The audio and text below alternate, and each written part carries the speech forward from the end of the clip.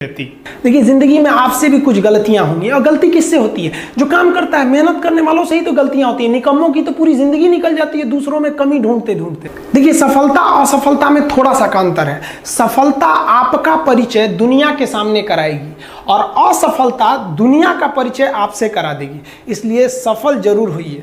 देखिए, 97% लोग जो है ना, वो थक के किसी काम को छोड़ देते हैं और जिंदगी भर उन 3% लोगों के लिए काम करने लगते हैं जो कभी भी हार नहीं मानते।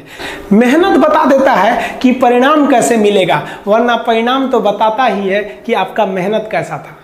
कुछ लोगों को लगता है कि उनके पिताजी बहुत पहुंच वाले हैं, दादाजी बहुत पहुंच वाले हैं, तो उनकी बदौलत हमें कोई काम मिल जाएगा, कोई जॉब मिल जाएगा। तो कोई ये बहुत बड़ी बात नहीं है। पहचान से मिला काम बहुत देर तक नहीं रहती है, लेकिन काम से मिलने वाली पहचान आजीवन रहती है। हम स्टूडेंट्स को कहना चाहेंगे, आजकल स्टूडेंट्स को पता नहीं क्या हो गया है ना, सोचना वो लड़की के पीछे पगलाया है, कहता है कि लव हो गया। भाई, दुनिया में लव नहीं होता है किसी से। ये एक अट्रैक्शन है सबको। मान लीजिए मेल है तो उसे फीमेल से होगा, फीमेल से है तो उसे मेल से होगा। तो कोई कैसे कहेगा कि हम तुम्हारी ओर अट्रैक्ट हो रहे हैं? तो उसको छुपाने के लिए कहता है हमको लव हो गया। भैया, लव अब नहीं हो गया। अगर आपसे कोई कहता है ना कि आपको वो आपसे ट्रू लव करता है, तो उससे कहिएगा कि हमको अभी मेरा किडनी खराब हो गया, 1 लाख रुपए की जरूरत है, नहीं देगा। लेकिन आप अपने माता पिता से कहिएगा कि हमको 1 लाख की जरूरत है, और रियल में भी अगर हो जाएगा तो वो अपना शरीर बेच देंगे आपके लिए, लेकिन वो नहीं बेचेंगे। ये होता है लव। लेकिन लोग अट्रैक्शन को लव कहते हैं, उसके लिए पूरी जिंदगी बर्बाद कर देते हैं। ये सब बाबू गलत चीज है। जो आप अपना देखिए, आप अपना करियर छोड़ के अगर इस सब चीज में जाइएगा तो पूरी लाइफ बर्बाद हो जाएगी। आप जो रिश्ता खोजते हैं अपना कॉलेज में, कोचिंग में, ये सब परमानेंट रिश्ते नहीं हो सकते हैं। हाँ, आप गर्लफ्रेंड से शादी करेंगे तो ये आपके लिए बेस्ट लड़की होगी, लेकिन माँ बाप जो ढूंढ के लाएंगे, जो भगवान आपके लिए बनाया है, वो लड़की आपके लिए यूनिक होगी। If you will best you will number 1, and if you will unique you will only 1। तो याद रखिएगा, जो भगवान आपको बना के जोड़ता है ना, वो रिश्ता सबसे अच्छा होता है। अपने माँ बाप को देखिए ना, क्या झगड़े नहीं हुए, लेकिन आज भी वो लोग एक साथ रहते हैं। लेकिन फिर भी आप देखिए, आजकल के जो वेस्टर्न कल्चर आ गया, क्या वेस्टर्न कल्चर हो गया समझ में नहीं आता है। प्यार और छोहाड़ा, इसकी ज़िंदगी ना 1 साल होती है, 1 साल में ही खराब हो जाता है। ये वेस्टर्न कल्चर है, हमारी भारत की संस्कृति नहीं है। हम गर्व करते हैं, हमें अहंकार है, हमें गुरूर है अपने भारत की संस्कृति पर। जहाँ एक छोटी सी बच्ची भी गुड़िया खरीदती है ना, तो उसके लिए दुपट्टा खरीदती है। और यार, अगर आपको दिल लगाना ही है तो किताबों से लगाओ ना यार। बेवफा भी निकलेगी तो मुकद्दर बना के जाएगी।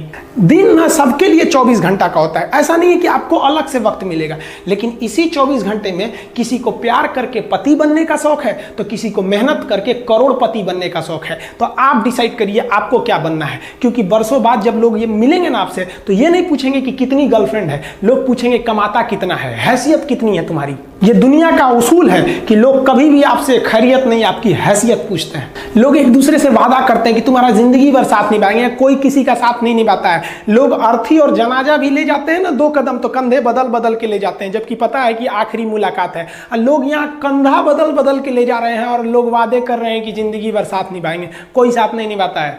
हम आप सब लड़का लड़की से कहना चाहेंगे कि अभी वक्त है, अभी सर झुका के पढ़ लीजिए। वादा है आपसे कि जिला में सबसे ऊंचा सर आपका होगा। लेकिन अगर अभी आप सोचिएगा आराम करने के लिए, पूरी जिंदगी आपको तकलीफ उठानी पड़ेगी। अगर आज आप किताबों के दीवाने हो गए ना, तो कल दुनिया आपकी दीवानी हो जाएगी। किसी ड्रीम गर्ल के लिए ना अपने माँ बाप के ड्रीम को कभी नहीं छोड़ना चाहिए। आप लोग जो सोचते हैं ना इधर उधर, वो खुशी तो आप लोगों ने कभी देखा ही नहीं। कोई स्टूडेंट अभी तक खुशी नहीं देखा। हम आपको व्यक्तिगत बताते हैं। देखिए, खुशी कब मिलेगी आपको? जिस दिन आपको जॉब मिलेगा ना, और जो पहली सैलरी मिलेगी वो भी नहीं खुशी है। जब आप अपनी पहली सैलरी ले जाके अपनी माँ के हाथों में देंगे ना, तो आपकी आंखों में आंसू होगा।